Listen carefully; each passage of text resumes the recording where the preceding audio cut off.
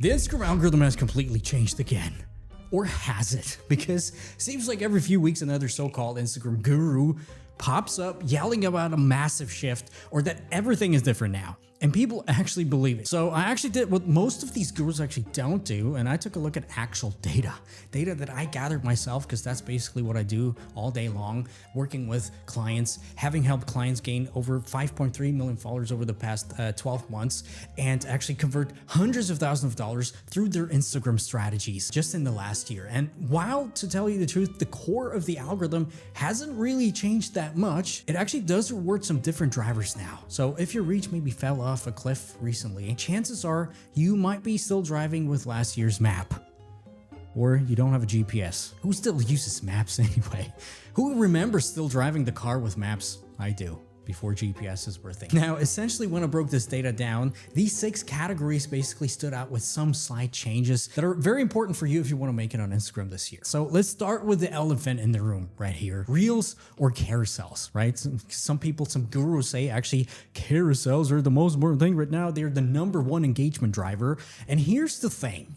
If we take a look at the data, carousel reach has actually gone up quite a bit, right? I've actually noticed a shift around 5 to 6 months ago when we suddenly had creators gain up to 40,000 followers from a single carousels with some of our strategies. And actually, if we compare this whole thing to 2024, things are pointing in a totally different direction for carousels. Now, it's important that you understand it's not that Reels stopped working, quite the opposite. It's just that Instagram kind of stopped rewarding sort of surface level, boring attention content. It kind of used to be a game of just reaching the most people and going broad and stuff like this. And now it kind of has turned into a game of actual content depth, which is awesome, according to my data. So Reels, generally speaking, still drive by far the most impressions overall. And if you never create Reels, you're never going to make it big in terms of building an actual sustainable real audience. But actually, and here's the interesting thing, carousels are actually eating their engagement lunch, basically. Average likes of carousels are around 2 times higher than on Reels. And saves, and that's even more interesting, are up to 6 times up for top performing carousels than compared to Reels, which shows me clearly that carousels are there to actually, for deep engagement and to actually build and solidify trust. That thing that actually matters the most these days. Now, here's the really important thing though. That doesn't mean that Reels are inherently worse. The thing that I actually see is, looking at everything from the big picture, there is a massive gap right now currently for carousels, because not that many people actually use them. So there's a big opportunity for carousels to shine through, which actually gets me into the second point. What are the best practices for carousels so you can actually create more without wasting too much time and without overloading you with the details right here? We can see something very interesting, something that I actually did not expect, because usually gurus, they're like, well, you need to post between 5 and 7 slides, and afterwards you're not going to get as many likes anymore because attention spans and stuff like this. But I didn't expect this too. If I look at my data, again, compiling more than 30,000 posts, we don't really see a sweet spot. There is a slight uptrend with actually longer carousels, up to 20 slides, which is something I did not expect, because people are like, attention spans and stuff like this. But if we kind of look, and because it gets skewed sometimes, but if we look there, it's essentially a clear straight line. So whether you have a carousel with 3 or with 20, it's roughly the same. With that being said, and that's kind of the thing you have to take with a grain of salt right here. A lot of creators who pull off 20 slides and stuff like this are actually pretty good storytellers and pretty good content people. Point being, and this is the main point about the algorithm, it has not changed in the past year or so. If you can hold attention as long as possible with high quality content, whether it's a carousel, even stories, we're not going to talk about this today, or Reels, you're going to win.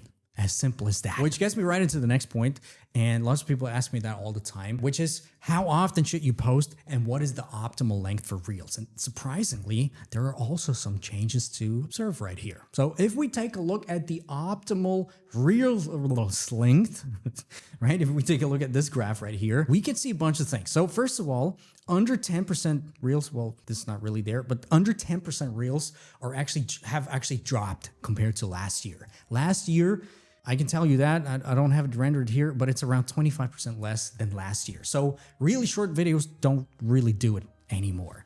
But, and here's the interesting thing, we can kind of see two sort of sweet spots for Reels lengths. And this is also very similar than how it was before, between 11 and let's say 30 seconds, and another one between 60 and actually 90 seconds, or 60 and 120 seconds. So a minute to 2. In between, yeah, obviously, if you can hold attention, it doesn't matter how long you post it. But here we can kind of see the two different creator categories. The one that just start out and the one that just try to hack attention with shorter content or create good short content, and the ones that actually pull off holding attention for a minute or two. Those are the ones that actually win in other categories. Let's not even talk about this right here. So what should you do? Again, we can just see the only thing you need to be doing is creating reels as long as you can. If that is a 10-second reel, still better than trying to cram a 45-second reel. We can see right there. How can you actually figure that out? Your analytics tell you everything. Take a look at your average watch time,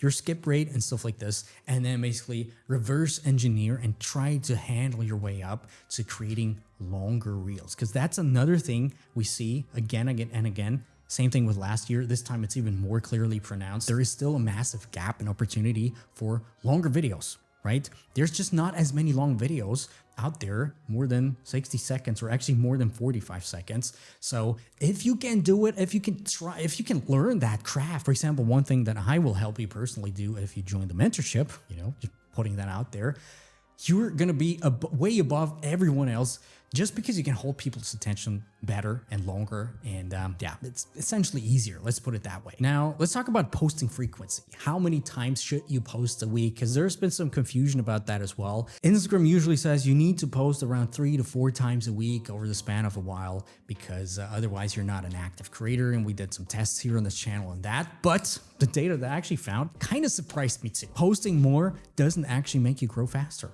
For the first time, we can clearly see that what you actually need is consistency and not in the quantity sense, right? 3 to 4 strong reels a week totally outperform 7 or more, basically daily posting, both on reach and engagement quality. After that, basically after 7 a week, it's just noise. It's just too much, right? People just get, because there's so much content. Whatever. So the big key change that actually I feel like is an actual algorithm change right here is that Instagram's no longer a platform that rewards blindly posting more, right? It is rewarding creators who hold attention as long as possible, as we can see in the data. Also, Muziri, by the way, the head of Instagram, confirmed that recently by saying, yeah, watch time is important. Now, one interesting bit that I found from this posting frequency data was that, for example, if you stop posting for a while, the algorithm will essentially forget you. However, and that is very interesting, posting just once a week all throughout eternity basically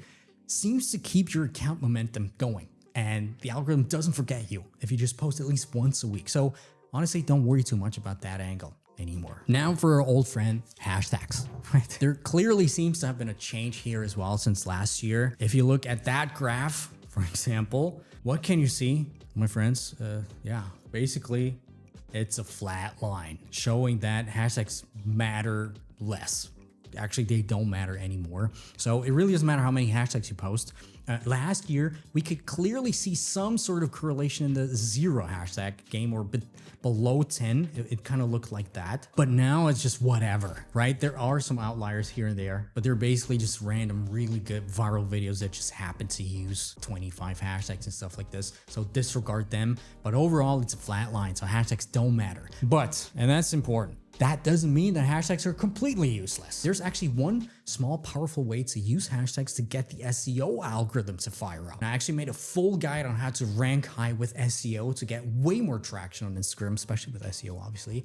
And you can get it in the description below, totally for free. So yeah, next big interesting insight revolves around captions, because people usually don't really think about captions, which is interesting because they are really, really important, as we can see from the data. So for Reels, it's interesting. For Reels, clearly we can see now, and this has kind of gone down, shorter captions are clearly better, or generally better.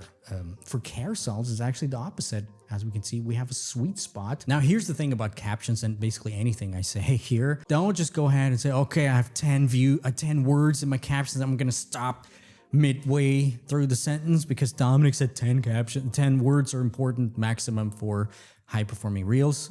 Obviously, that's not how it works, but we can see, especially if your reels are longer or if you have actual good long captions, you don't need that many words. Don't overthink the captions. Instead, think of them as basically a second hook, especially the 6 words are important. Let's not even get into that. There's a way to actually structure your captions that makes your reels perform way worse. I've never talked about this here. We just had a session, the mentorship, talking about this. For carousels though, we can see people are in the swipe through mode. So they're basically in a reading mode in their brains. So once they're done, they're like, oh, I want to read more. So they read the caption. So naturally, longer captions tend to help out a little bit, but again, don't overthink that. Now, let's talk about the other elephant in the room that gets brought up all the time, which is the perfect posting time, right? There's usually some people saying, well, there's creators who have like these overlays where they say, this is the best posting time, this.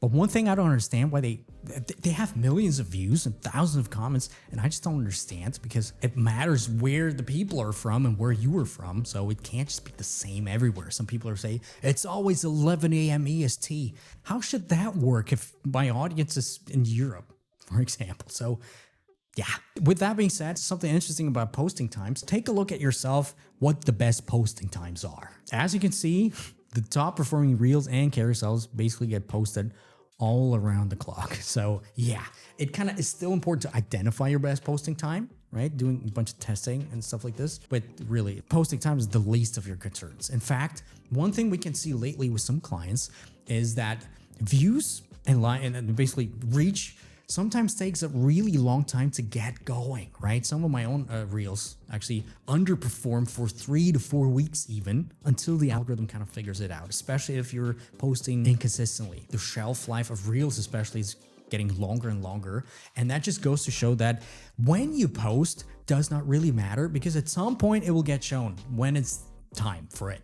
Right? Sometimes it's never the time because your content sucks. In that case, subscribe to this channel right here because you're going to learn the tactics. But don't worry about posting times too much. What I would worry about though is actually nailing your hooks, because that's another data point that I saw by tracking especially underperforming videos and reels, also carousels, and just creating, let's say 10% better hooks in terms of skip rate and stuff like this will completely transform every aspect of your business, from followers to views to actually revenue through your content. In fact, we actually just had a long session in my mentorship walking over exactly how to build top performing hooks that will just get you to blow up or to break out basically. And this video right there is gonna show you hands-on how to make your hooks 10 times better.